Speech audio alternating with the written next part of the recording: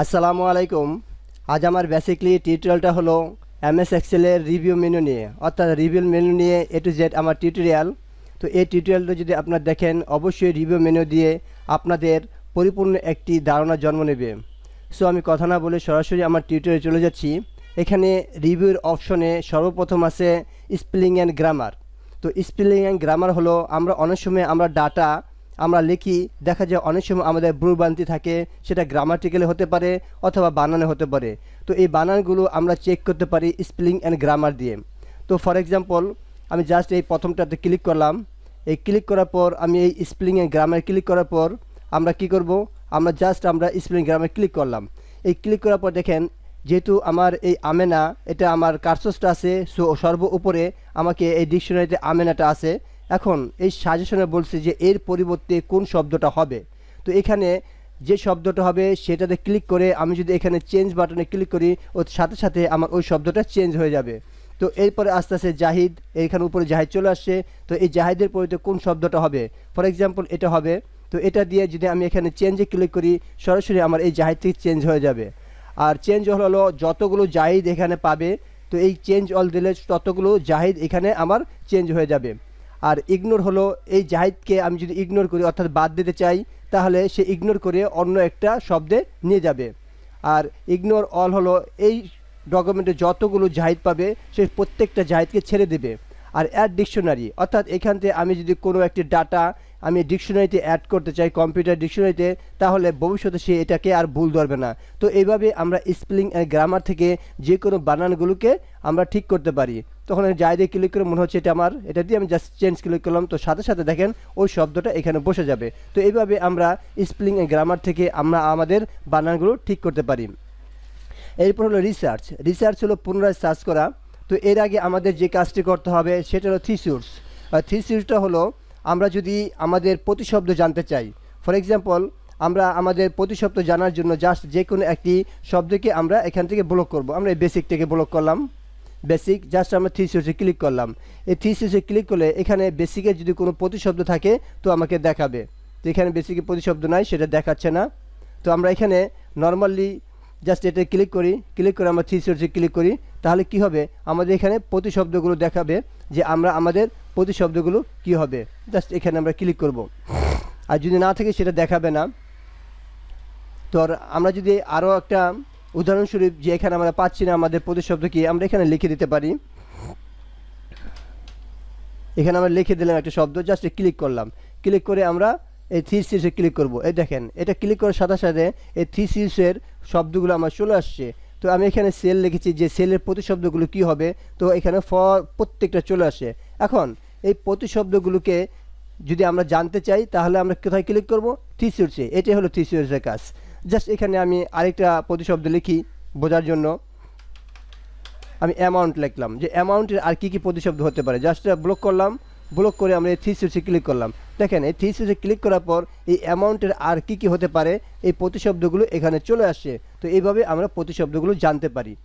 আর এটা হলো research. Research হলো পুনরায় সার্চ করা, একটু আমি বলেছিলাম। ফর এক্সাম্পল এটা আমি কেটে দিলাম থিসিউসের।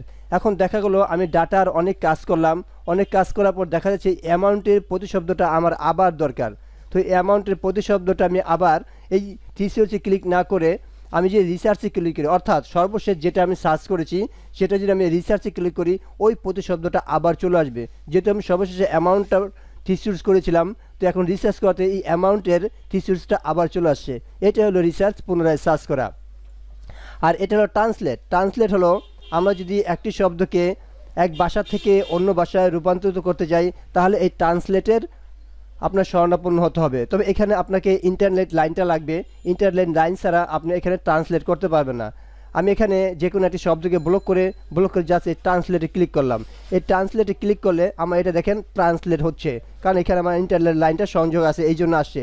তো আপনাদের যদি ইন্টারনেট লাইন সংযোগ না থাকে তাহলে কিন্তু আপনাকে এই ট্রান্সলেটটা এমএস এক্সেলে বা ওয়ার্ডে করতে পারবেন না। তো এখানে আসছে ইংলিশ, অর্থাৎ এই ইংলিশ থেকে আমরা এটাকে কোন ভাষাতে রূপান্তরিত করব। এখানে জাপানিজ আছে, আমি এখানে যে ক্লিক করি এখানে অনেক ধরনের ভাষা আছে।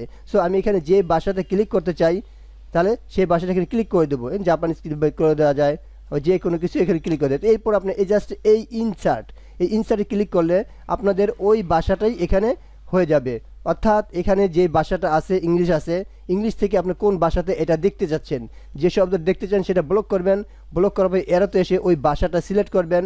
এখানে অনেকগুলো ভাষা আছে, তো আপনি এখানে ক্লিক করে দেবেন। ক্লিক করে জাস্ট আপনি এখানে একটা ইনসার্ট অপশন আসবে, ওই ইনসার্টে ক্লিক করলে আপনার ভাষাটা ওই ধরনের হয়ে যাবে। এইভাবে আমরা এক ভাষা থেকে আরেক ভাষায় স্থানান্তর করতে পারি। এখানে ক্লিক করলাম, ক্লিক করার পর আমরা এখানে ইনসার্টে ক্লিক করব। ইনসার্টে ক্লিক করলে আমাদের ওই ভাষাটা চলে আসবে। তো এইভাবে আমরা ট্রান্সলেট করতে পারি। এরপরে আসতেছে কমেন্ট। কমেন্ট হলো আমরা যদি কোনো একটি স্যালারি অথবা বেসিক অথবা হাউজিং অথবা নাম অথবা জব টাইটেলে আমাদের কিছু কমেন্ট করে রাখতে চাই, অর্থাৎ মন্তব্য করে রাখতে চাই। দেখা গেলো আমরা একটি ডকুমেন্ট তৈরি করলাম, ডাটা তৈরি করলাম, সেখানে আমাদের কিছু স্যালারি অথবা নামে আমরা যদি কমেন্ট করে রাখি তাহলে বুঝতে পারবো যে এটা খুব গুরুত্বপূর্ণ একটি ব্যাপার। সো এটা যদি আমাদের খুব একটা গুরুত্বপূর্ণ ব্যাপার হয় তাহলে সেই জিনিসটাকে আমরা কমেন্ট করে রাখতে পারি। ফর এক্সাম্পল এখানে সর্বোচ্চ স্যালারিটা কে পেয়েছে তাকে আমি একটু কমেন্ট করে রাখতে যাচ্ছি, যেমন 20,000 পেয়েছে। তো এখানে আমি 20-এ ক্লিক করলাম, 20,000-এ ক্লিক করার পর জাস্ট আমি এই কমেন্টে ক্লিক করলাম। জাস্ট কমেন্টে ক্লিক করার পর এখানে আমার একটা বক্স আসলো, যেখানে আমার একটা কমেন্ট লিখে দিলাম। লিখে দেওয়ার পর আমি ইন্টার দিলাম, সেই কমেন্টটা এখানে বসে গেল। আমি বাইরে ক্লিক করি, দেখেন এই পাশে একটি লাল চিহ্ন আসছে। যখন আমি এই লাল চিহ্ন পাশে আসবো, আমি এর পাশে কি কমেন্ট লিখেছিলাম সেটা আমার পাশে শো করবে। তো এইভাবে আমরা কমেন্টগুলো লিখতে পারবি। তো আমি আরেকটা করি যে সর্বশেষ কম স্যালারি কি পেয়েছে সেটাকে আমরা কমেন্ট করে রাখি, যেমন এটা কম স্যালারি পেয়েছে। জাস্ট আমি কমেন্টে ক্লিক করলাম, ক্লিক করার পর এখানে আমি লিখে দিলাম লো, সে কম স্যালারি পেয়েছে। তো লিখে দিয়ে আমি জাস্ট বাইরে ক্লিক করলাম। এখন কে সবচেয়ে বেশি পেলো এবং কে সবচেয়ে কম পেলো আমি দুইটা কমেন্ট করেছি। আমি কমে আসি, কমে আসার পর এখানে আমরা একটি লো স্যালারি, এই লো স্যালারিতে ক্লিক করলে আমাদের ওই পাশে একটি আসবে। এভাবে আমরা লো স্যালারি এবং হাই স্যালারি এভাবে যদি আমরা এটাকে কমেন্টের মাধ্যমে দেখাতে চাই তাহলে আমরা এই কমেন্টে গিয়ে যেখানে ক্লিক করব সেখানে ক্লিক করে আমরা আমাদের কমেন্টগুলো শো করতে পারি। ফর এক্সাম্পল এখানে আমি সর্বনিম্ন একটি কমেন্ট দিয়েছিলাম, জাস্ট এখানে আসলাম, দেখেন এখানে আমার আসার সাথে সাথে আমাকে এটি চিহ্ন করে দিচ্ছে আমি এখানে কী লিখেছিলাম। আবার আমি উপরে যাই, এই লাল অ্যারোতে ক্লিক করি, তো এখানে আমি যেটা সবচেয়ে বেশি সেটাতে কী কমেন্ট লিখেছেন সেটাও শো করছে। তো এইভাবে আমাদের যেটা খুব প্রয়োজন সেটাকে আমরা কমেন্ট লিখতে পারি। এখন এরপরে কমেন্টের এখানে আছে নেক্সট, প্রিভিয়াস। নেক্সট হলো আমি এখানে আসি যে আমার নেক্সট কমেন্ট কোনটা আমি সেটা জানতে চাচ্ছি। জাস্ট এই নেক্সটে ক্লিক করব, তাহলে আমাকে নেক্সটের কমেন্টে নিয়ে আসবে। এখন যদি আমি প্রিভিয়াসে ক্লিক করি তাহলে আমাকে পূর্ববর্তী কমেন্টে নিয়ে আসবে। জাস্ট প্রিভিয়াসে ক্লিক করলাম, আমাকে এই পূর্ববর্তী কমেন্টে নিয়ে আসছে। তো এইভাবে যদি আমাদের একটি ডাটাতে অতিরিক্ত কমেন্ট দেওয়া থাকে তাহলে ওই কমেন্টে আমরা নেক্সট এবং প্রিভিয়াস দিয়ে আগে পরে যেতে পারি। আর এটা হলো ডিলিট কমেন্ট। আমরা যদি কমেন্টটা ডিলিট করতে চাই যে আমাদের কমেন্টটা লাগবে না, জাস্ট আমরা এই ডিলিটে ক্লিক করব, আমাদের কমেন্টে চলে যাবে।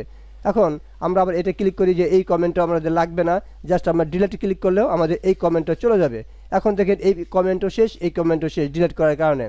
তো ভিউয়ার্স, এটাই ছিল রিভিউর আমাদের MS এক্সেলের A to Z tutorial. অবশ্যই টিউটোরিয়ালটা যদি আপনাদের ভালো লেগে থাকে চ্যানেলটাকে সাবস্ক্রাইব করবেন। আর যারা অলরেডি সাবস্ক্রাইব করেছেন তাদের প্রত্যেককেই আমার অন্তরস্থ থেকে শুভেচ্ছা স্বাগতম। তো সবাই ভালো থাকবেন, সুস্থ থাকবেন, আল্লাহ হাফেজ।